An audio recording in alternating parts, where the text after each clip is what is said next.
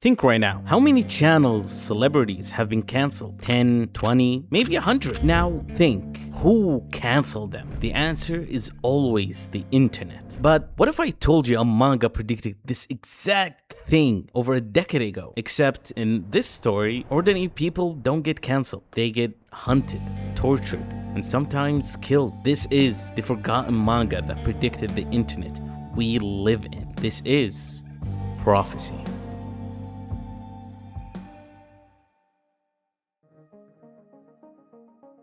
Prophecy was released in 2011 and finished in 2013, written by Tetsuya Tsutsui. It got a live-action movie, it got good reviews, and yet almost nobody talks about it.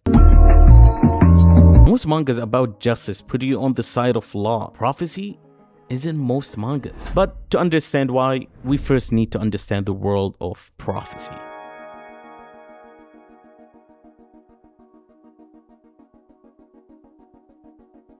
We begin the manga with a man covered with a newspaper as a mask, saying he isn't doing it for his own benefit, in a cramped, sweaty 25-square-foot dorm, claiming he will change the world. With people belittling him, he shuts them up and says a sentence that will change the world. Here's my warning for tomorrow. We are now shown three men standing outside a house, speaking about a crime happened in there, where 10 billion yen in damages happened, and the criminal is in junior high, telling us about a new unit made this year specializing in internet crimes. This is when we are introduced to the team in the anti-cyber crimes. We meet Yoshino, the captain, who catches the kid taking photos and telling him about his crimes, with Ichikawa and Okamoto searching the place, finding evidence of how he's committing these crimes, and the kid complaining about how games are getting worse and how the big companies are stingy. Damn, they predicted that too? What the fuck? The kid claims the people on Twitter will be defending him with floods of support, and shocked on how he finds the opposite of support. They get back in the car and move away. Yoshino talking about the first lesson she learned from this job, about the level of idiocy of people in this world. But Yoshino is about to realize how extremely wrong she is. We are shown a man pouring what looks like a gas or alcohol on a newspaper and lighting a lighter. With the car, the team passed him. Back at the office, the team receives a strange video that suddenly attracted traffic with an account name Paperboy 817. A video with a man in a newspaper used as a mask, saying, "Here's my warning for tomorrow." Claiming a certain food processor that caused a mass food poisoning incident. Many were left in a serious condition because of it. But in the media, the company lashed out, blaming flawed legislation, blaming anyone but themselves. God, this feels familiar. I don't know where, but I know this is familiar. With the masked man saying a sentence that we will be scared to hear throughout this video. "I hereby sentence these screw-ups. Since they don't know how to handle food properly, I'm gonna cook them until they're well done." With the team shocked and confused, Yoshino was focused, realizing the newspaper on his head was dated yesterday, and realizing that Paperboy was using it to show it wasn't recorded ages ago. It's such a tiny detail, but it immediately tells us something important. This guy isn't crazy, he is careful. After finding the address, they regret underestimating the man named Paperboy. They get the news that a food processor in Ichikawa is on fire. With the news recording the fire, a frame of the camera moving, they see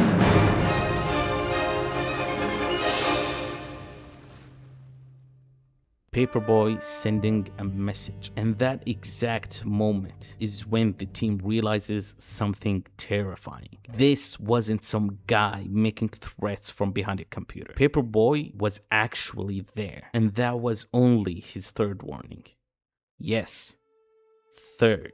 You probably realize the first one was named File 003. So where is 1 and 2? Paperboy has already done this twice before, and each time he picks someone the internet already destroyed. We start the first file with a somewhat wrecked shed, a pot boiling, a camera, a person screaming for their dear life, and Paperboy standing over him, claiming the strapped man wanted this. Is this another sentencing? If yes, What was his crime? To answer these questions, we switch to now. In the conference room of the Metro Police Department, the ACC, Anti-Cybercrime Division, are being shown two other videos made by Paperboy, with each one named respectively File 001 and File 002, making the one we first saw File 003. File 1 starts with a sentence. Here's my warning for tomorrow. Pinning a target on a former part-timer at a restaurant, Fujiki Shoya, who 4 years ago, he devised a dish with cockroaches deep-fried in the cooker at his restaurant and announced it on SNS, and everyone ganged on him. But Paperboy applauds the drive to discover gourmet delights at the risk of one's life. His reward? He will be filled up by Paperboy's specialty prepared menu. But again, someone being punished for his old crimes seems familiar. Powder? Oh!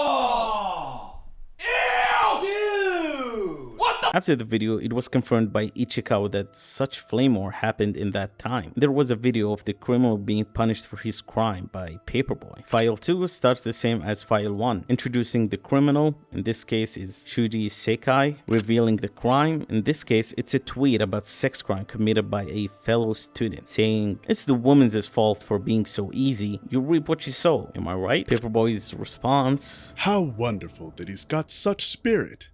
I'll inject him with a very special spirit bomb. A flame war happened, which, if you don't know, it's basically public humiliation or net lynching as said in the manga. And his info was identified via SNS, same as File 1, which was used to boycott the criminal, and he was rejected from his job offers after the flame war. After the team hearing about File 2's criminal, they went to interview him. He explained that a chubby lawyer came to him to offer his services to help him with fixing the rumors and getting his life back. And of course, he accepted. And as getting into the car, he was hit in the back and was unconscious, waking up naked in a shed, strapped to a chair. Yoshino asking if he was assaulted, but he was shy to say, so Yoshino said it for him. You're saying he shoved a vibrator up your ass?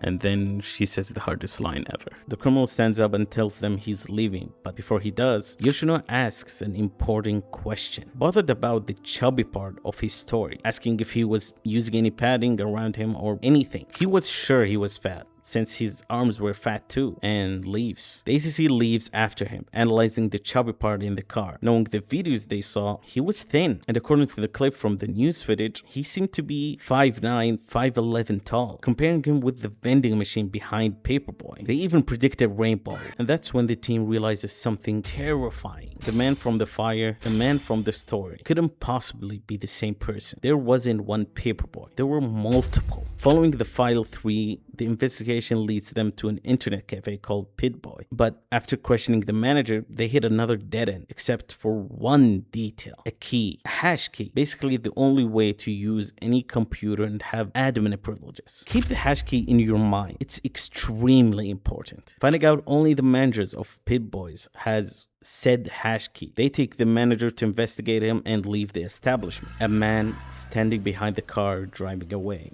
saying, "Cops. Faster than I expected."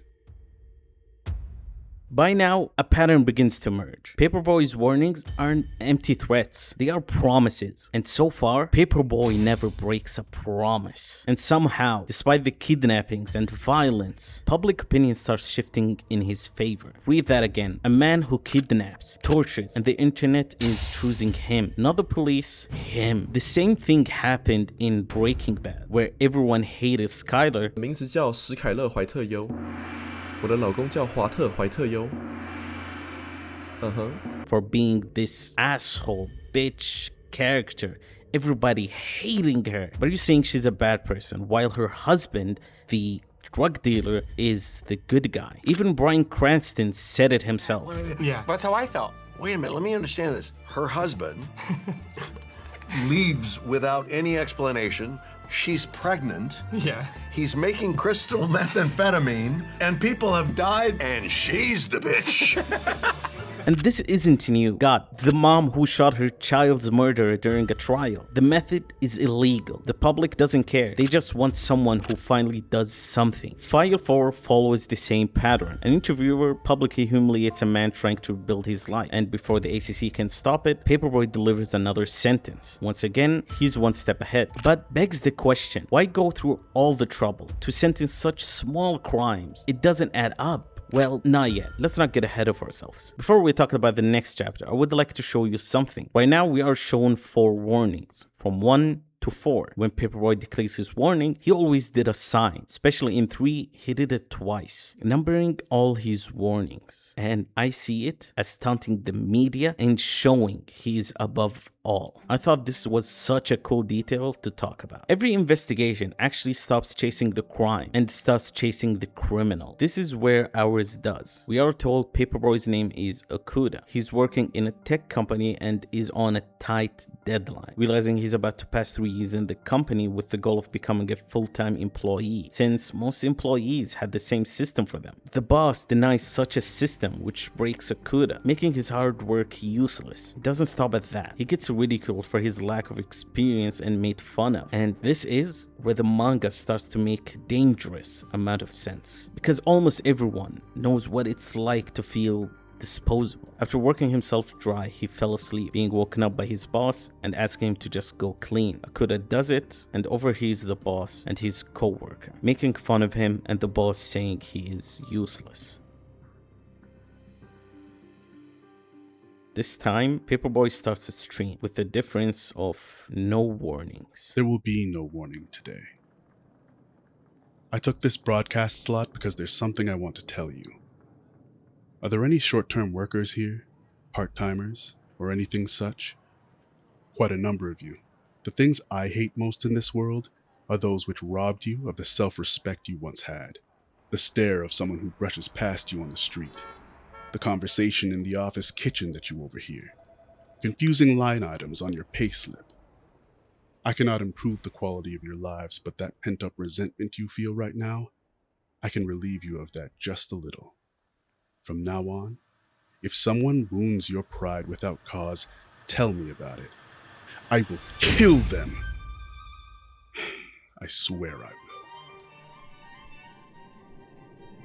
The broadcast got cut out, but Okuda didn't need to finish the sentence. Everyone watching already knew how it ended. The question now wasn't if he meant it. It was who he meant it for.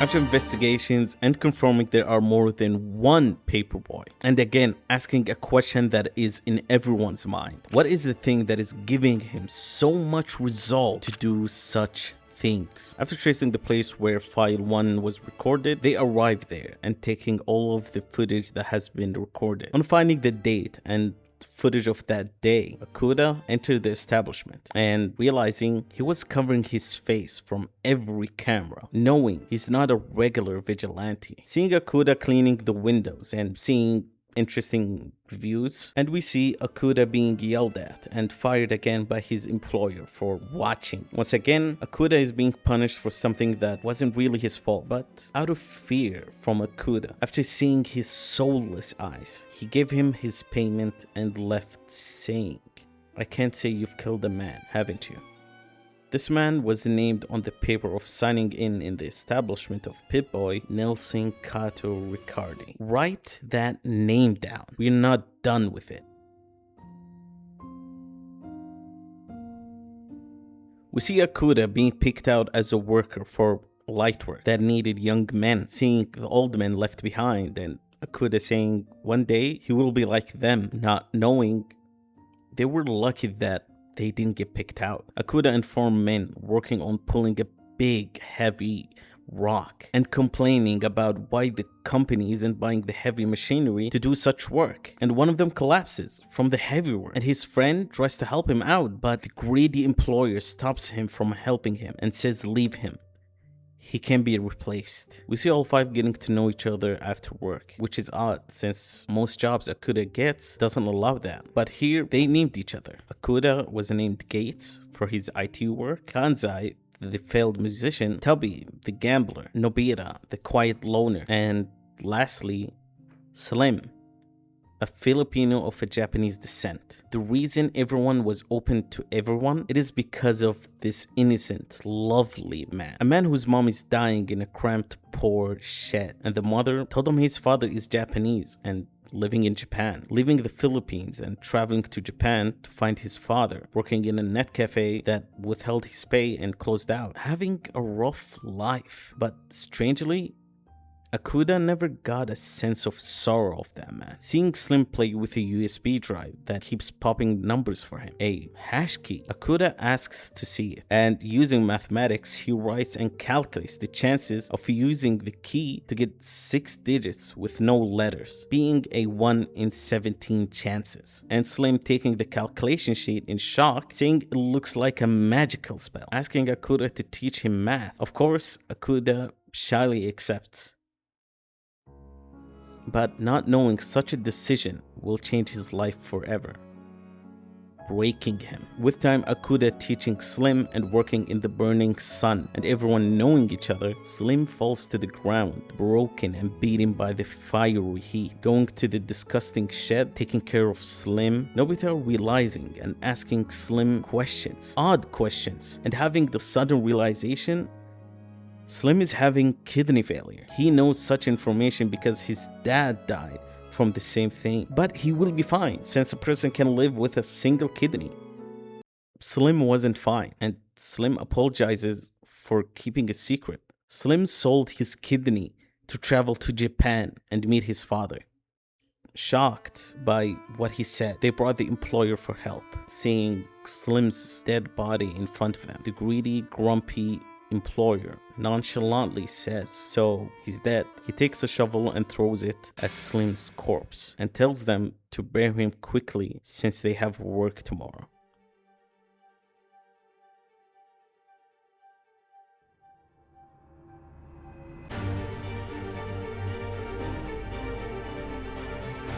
Tubby takes the shovel and beats the employer and screams his feelings. And Akuda stops Tubby, taking the shovel and beating the employer too. And everyone after that takes a turn, letting their hatred on the employer. 5 men who'd spent weeks being told they were replaceable, finally deciding someone else was going to be replaced. This wasn't justice. It wasn't even revenge. It was just grief, with nowhere left to go. After burning the shed, they bury Slim. Sorry, not Slim. Nelsin Kato-Ricarte.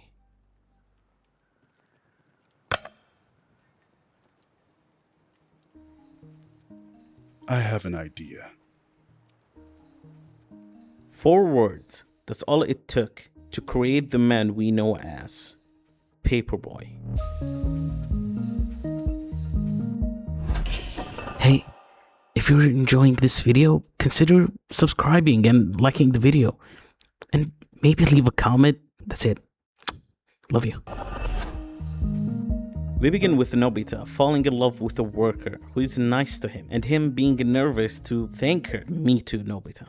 Me too. File 5 reveals something even more dangerous. People aren't just watching Paperboy anymore. They are starting to agree with him. A group known as the Sea Guardians becomes his next target after fabricating content and fueling hatred online. The ACC does everything they can to stop the attack. They monitor every Pip-Boy, track every upload. They put Paperboy's face in every Pip-Boy across the city, setting traps of their own. And for a moment, they've won. Until they remove Paperboy's mask. It's not one of the original members. It's just an ordinary worker, a man who should have called the police. Instead, he helps Paperboy escape. He wasn't loyal to a symbol. He was grateful to a man who avenged his city. And that's the part that should scare you more. It wasn't blind devotion. He had a real reason. And the real reason was all it took to make him protect a man who tortures people. For the first time, the manga asks a terrifying question. What happens when people stop seeing a criminal and start seeing a hero. After the failure of catching Paperboy and streaming the proof of Sea Guardian's scummy and fabrication and the lies on the internet, yet again Paperboy wins, with Yoshino almost quitting after her humiliating loss. And politicians did what politicians do. They didn't try to fix anything. They just figured out how to look good standing next to the chaos. And Copycats trying to become Paperboy. I was wrong. Paperboy isn't just a hero. He's becoming an idea. We see Kanzai looking at the news about everything and saying, Gates, everything is happening just as you predicted 3 years ago. sit with that. Okuda didn't just start a movement, he called it. Years before the first file ever aired, he already knew exactly how the internet would react. The warship, the politics, the copycats, all of it. Yes, he is smart, but smart people tend to make mistakes. After seeing a kid being stopped and searched for no reason and his things thrown out and breaking, angrily Okuda looks at such injustice and the kid not standing up for himself, and Okuda screams and running away. But at that moment, Okuda makes his first real mistake. And for the first time in the story, the ACC finally knows who Paperboy is.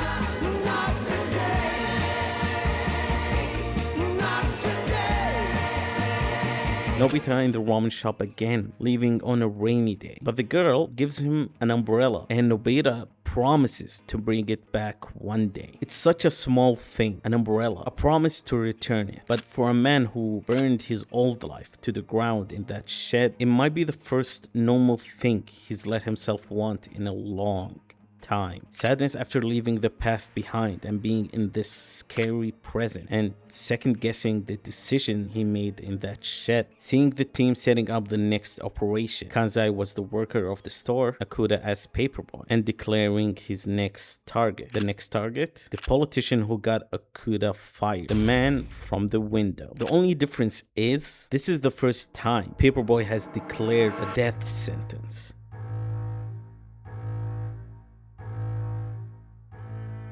Up until now, this was about kidnapping, torture, fear. Paperboy just decided someone needed to die. Nobita remembered Gates' word about not using the phone booths since they will be traced. Nobita chose to stop this madness by calling the police and admitting he was Paperboy, but stopped the call after remembering his commitment. After the ACC traced every information of the File 6, they managed to get Okuda's name, Kanzai's name, and Nobita's name, but Tabi still hasn't been found. And while investigating Kanzai and Okuda in the store, Yoshino realized if they were here, it meant they had a camera watching them, which she found. Paperboy now recognizes Yoshino and how fearful she is. After setting up a long-awaited attempt for murder, they failed. Or more correctly, they successfully failed. They managed to destroy his career by proving he was botting to change the public's idea of him, and it was used against him. And after being shown it to him, he had a mild heart attack, but survived. Everything you think you know about how this ends, forget it, because what happens next isn't what anyone, including me, saw coming.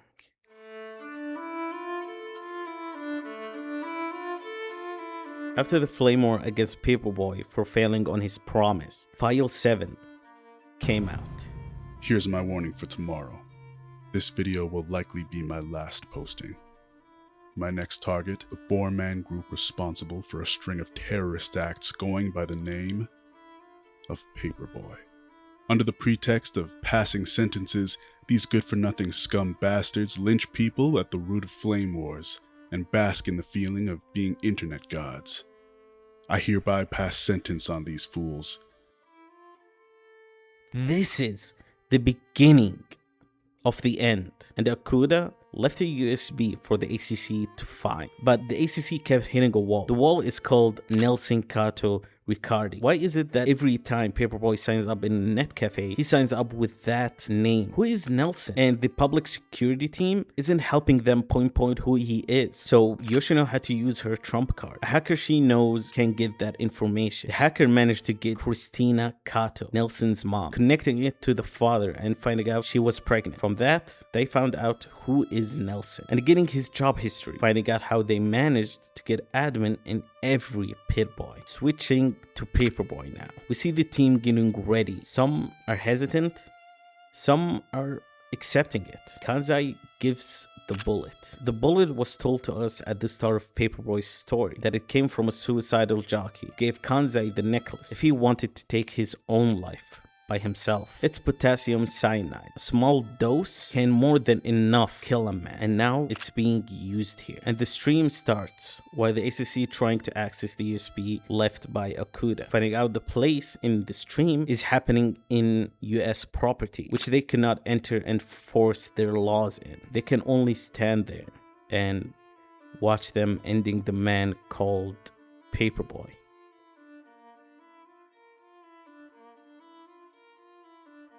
The USB is unlocked. They find a photo that tells them the coordinates of their place. And still, it's in US territory. Skewering the law, the ACC goes to it. After arriving, Yoshino finally meets Okuda. Face to a soulless face. That's it. That's the entire confrontation. No speech. No final words were exchanged between them. Just a body. Only Okuda died.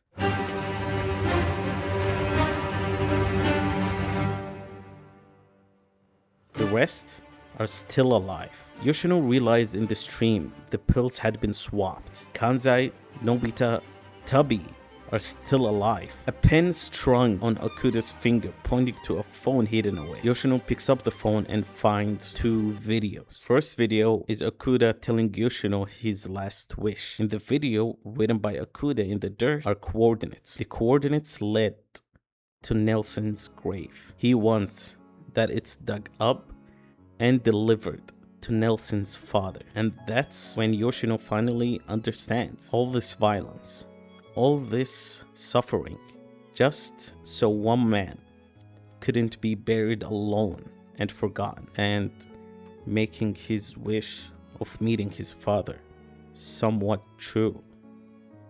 Yoshino is angry, and she doesn't know yet that anger isn't what this is. Why would such a man do so much for such a stupid little thing? While the anger in Yoshino's head is boiling, she opens the second video. Slim, how about you? Once you found him, what do you want to do? Once I find my dad, never thought about what I'd do then.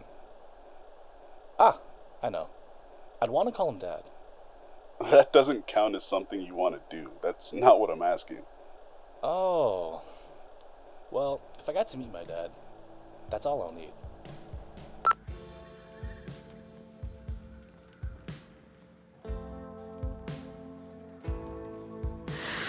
Ah, I know. I'd want to call him Dad.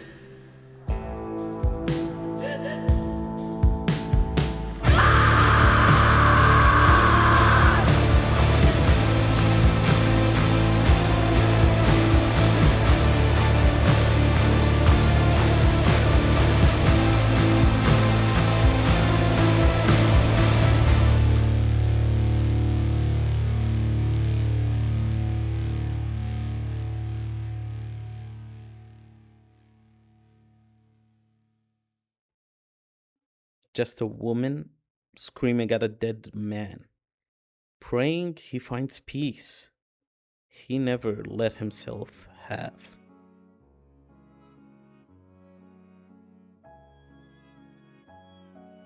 One thing I didn't tell, Okuda made Nobita burn a scar on him. That scar was made to save everyone, since they didn't die. They were all prison, but according to the public, Okuda is the one who started the first kill in that shed, and made all 3 kill the man with force and violence. And that story is everyone feared him, and he controlled them with charisma and fear. That's the official story. The man who sold his life to a man who risked his health to meet a stranger he never knew, remembered by the public as a manipulator. Nobody outside that room will ever know what he actually did it for. But Yoshino knew the truth. After leaving prison, Nobita found the umbrella he left behind to bring it back to the girl who was, I hope, waiting for him. And that's why I think prophecy predicted the internet. Not because it predicted Twitter or cancel culture or doxing, but because it understood something far scarier. The internet gives ordinary people power. The power to destroy, the power to judge, the power to become heroes, and sometimes the power to be remembered. I hope you guys enjoyed this video, and I hope you guys support the voice actors. Thank you for The Boys, Hard Eyes, Blacknificent. Thank you guys for watching this video, and sorry for being gone for a long time, but hope you guys enjoyed, and I need a sponsor.